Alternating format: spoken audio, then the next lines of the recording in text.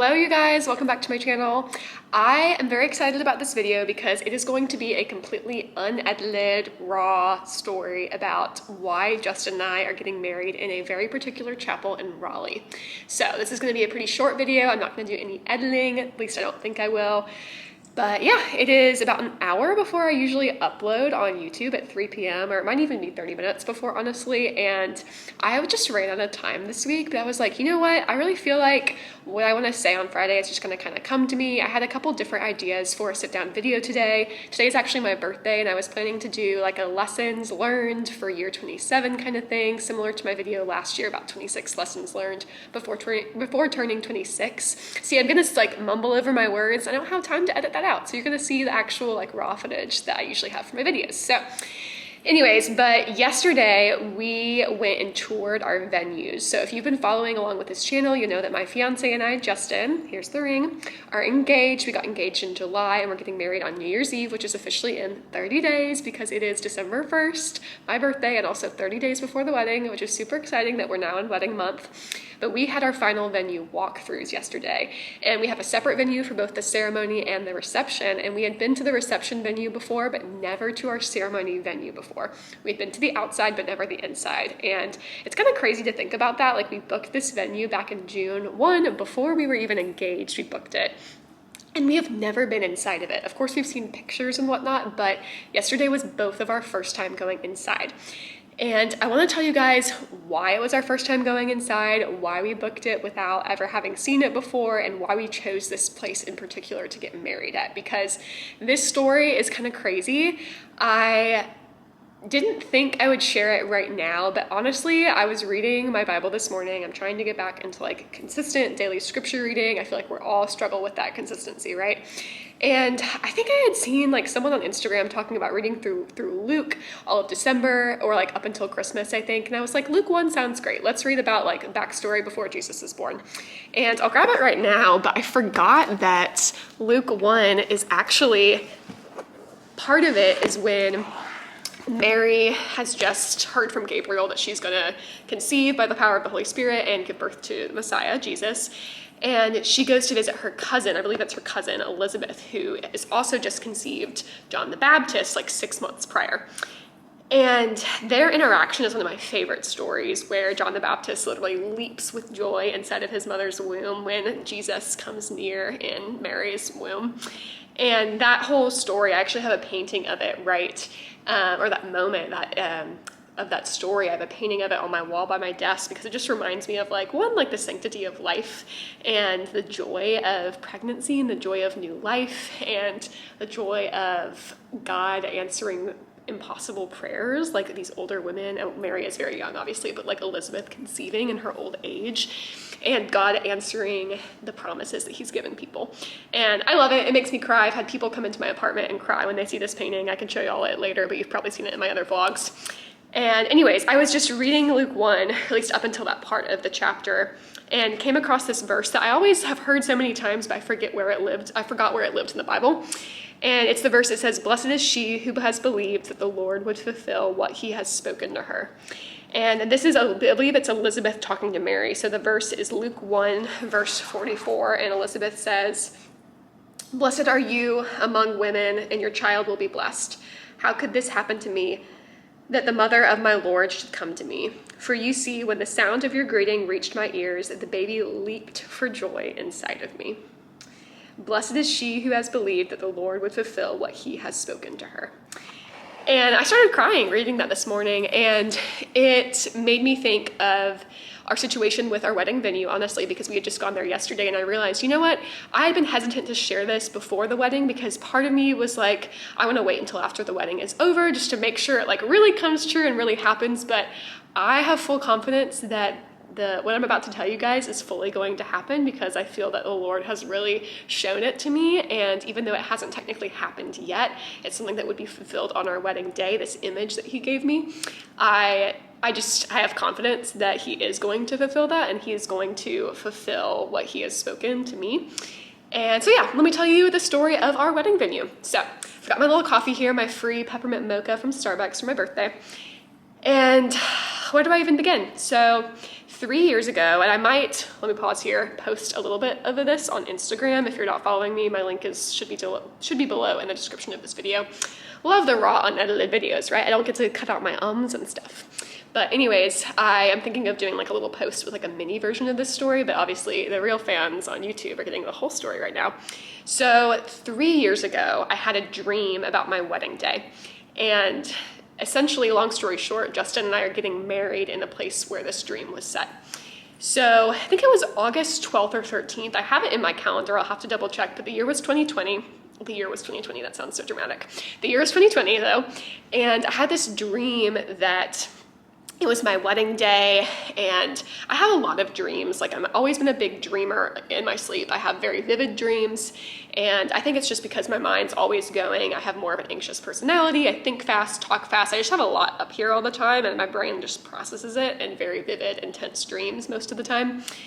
And this dream in particular, though, was very unique and different from my other dreams in that it wasn't filled with anxiety, and it had detail, but not a ton of random detail like my other dreams, where all of a sudden there's a weird animal, or I'm in a treehouse, or someone turns into something, like weird random stuff. But this dream in particular was certain things were very specific, other things were hazier, but the overall feel of the dream felt very different. And the only way I can describe it is like a Holy Spirit type of peace in this dream.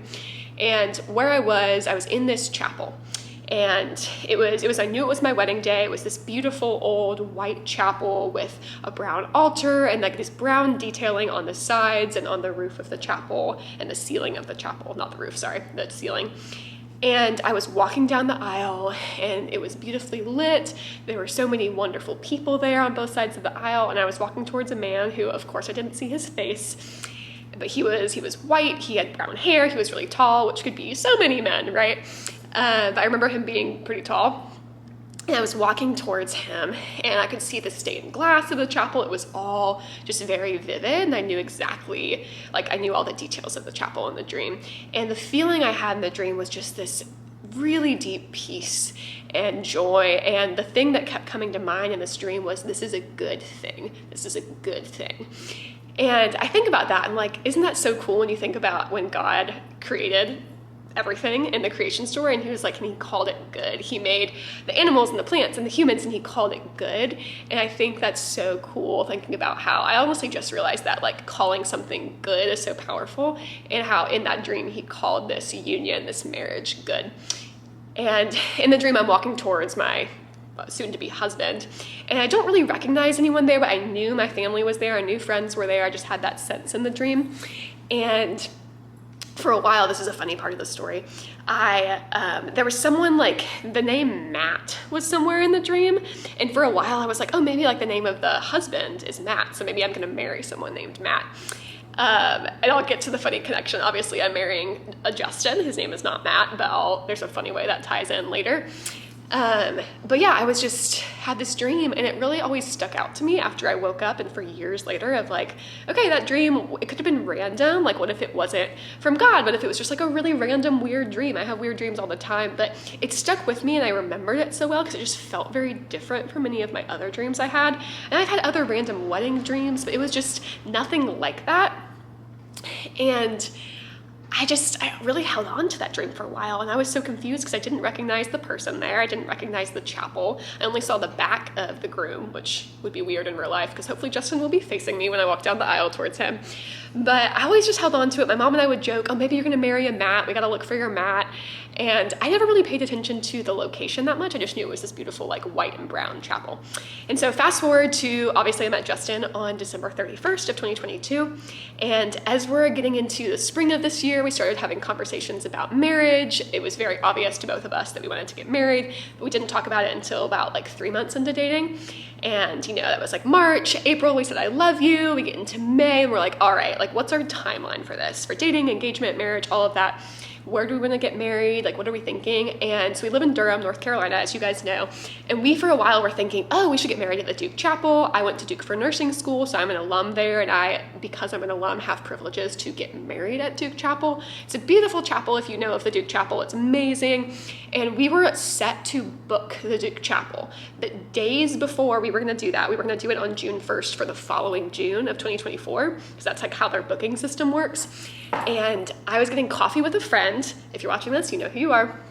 On Memorial Day. So this is just a couple days before this deadline. And we were just catching up on life, and she was telling me about this dream that she had, that she felt like God like gave her a vision in this dream.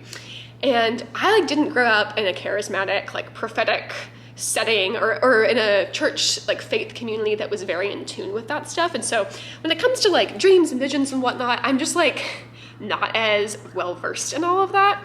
It's something I want to be more like educated on and open to, and I feel like I have become more of that this year. Especially I've had like several visions this summer that God's given me, which that can be a whole separate video during engagement. Justin and I have had some wacky things happen, but anyways, I was telling her, or she's telling me about this dream that she had, and I was like, you know, I had a weird dream once. I had a dream about my wedding day, and weird as in like, oh, it felt different and that it might have been more of a spiritual type dream. And she was like, oh, tell me about it. And I start telling her, oh, you know, it was my wedding day, like just what I told you guys, you know, how it felt, who was there, all these things. And I start describing the chapel to her, and I'm like, oh yeah, it was this random chapel I've never seen before. Like, I don't know where this would be. And it was white, and I was describing the altar and the detailing and stuff. And she pauses me and she goes, Emily, I know where that chapel is. I know exactly where that chapel is. It's a chapel in downtown Raleigh. And I swear my jaw dropped. I looked at her and I was like, what are you talking about? Like, this is a chapel in my dream. It's made up. My mind made this up, right? And she's like, no, it's a real place. I was like, holy frick, what? She goes, I know what you're talking about. Like, it exists. Let me show you. And so she pulls out her phone and types up. She goes, it's called All Saints Chapel in Raleigh. It's in downtown Raleigh.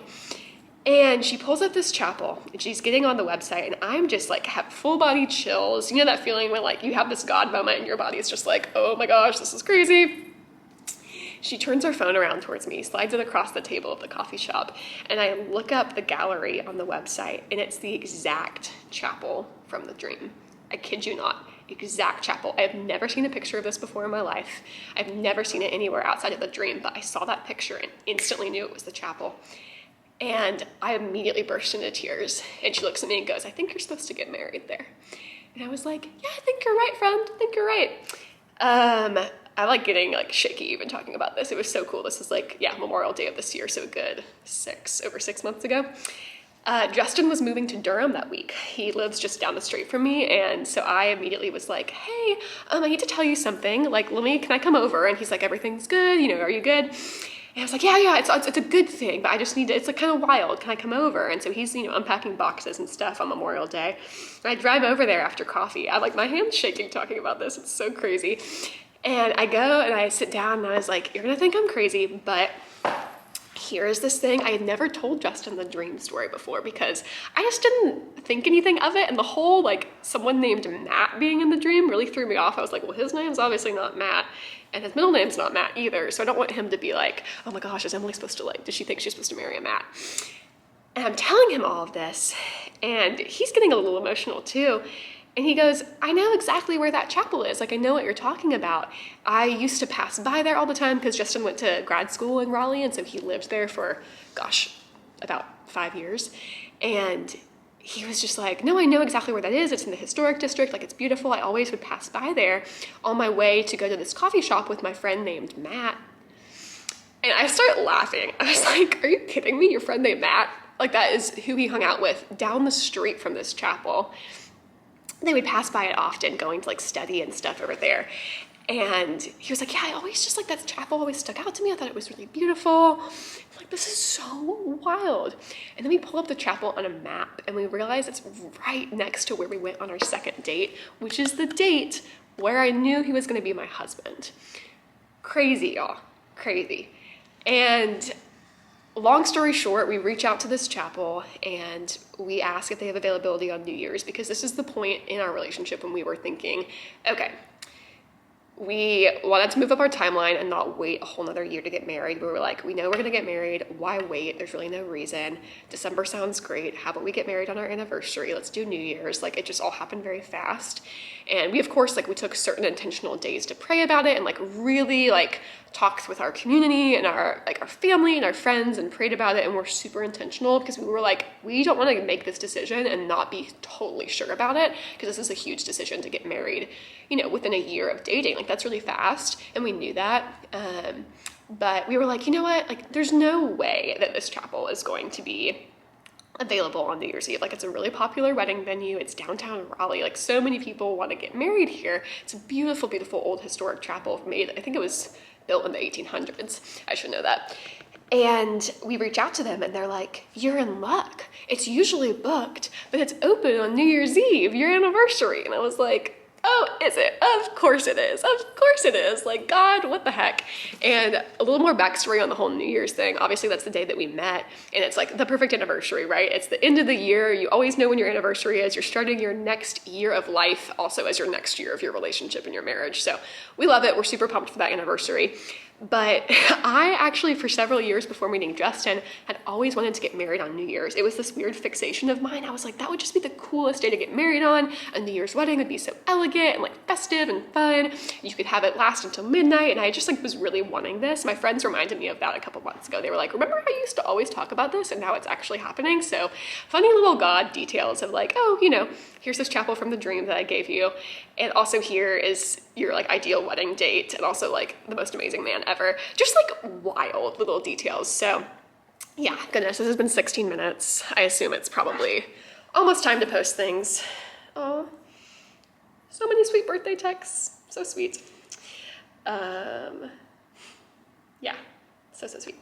Anyways, I need to upload this and post it, and then Justin and I are gonna go get our marriage license. But anyways, long story short, we went to this chapel yesterday for the first time, and I walked in there and immediately started crying because it was exactly the chapel from the dream.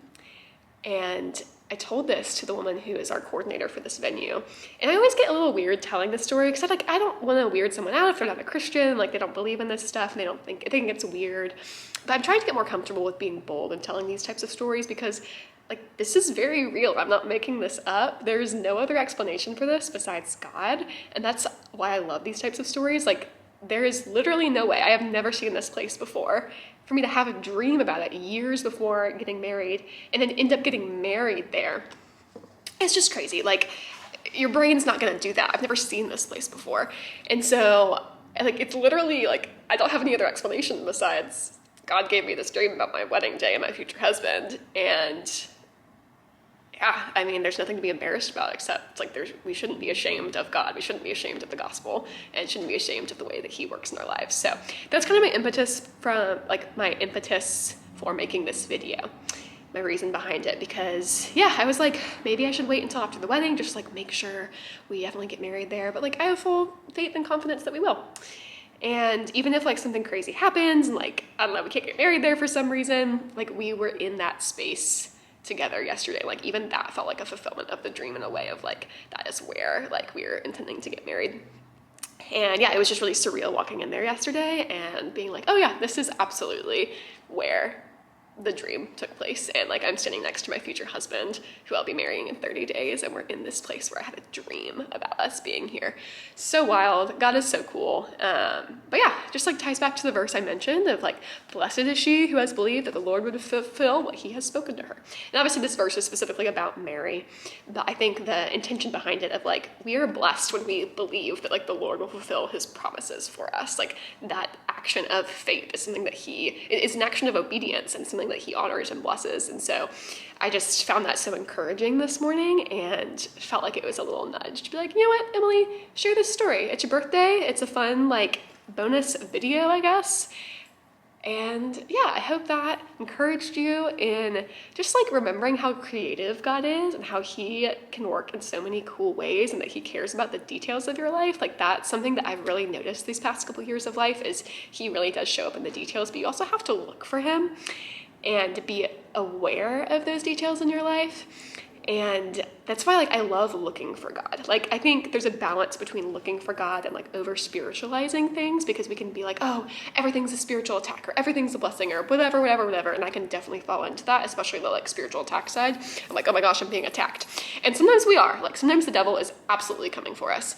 But at the same time, like I think there's nothing wrong with like looking for God in those details. I think obviously backing it up with scripture and discerning in community and all of that and praying about things is so wise to make sure you're not just like attributing certain events in your life to God that aren't from him, whether it's just like random or from the enemy. So anyways, I could talk about this all forever. This video is now about 20 minutes long, which is kind of how long my videos usually are. So I hope you enjoyed this venue story. I gotta go make a thumbnail real quick and then upload this. It's probably gonna go up a little bit after 3, but hopefully I'll get it up before Justin and I go get our marriage license at 3:15. But yeah, thank you guys for watching. Secret emoji for this video can be a wedding chapel. I'm not gonna have time to like upload a little like pop sound and put the emoji here because again, I'm not editing this video. So you can find the wedding chapel emoji and comment it below. But thank you so much. And if you were encouraged by this story or thought it was really cool or have questions or just have anything similar in your faith journey or in your marriage journey and wedding planning and stuff, like tell me your cool God story of stuff like that happening. I would love to hear it. So thank you guys so much, and I will see you in next week's video.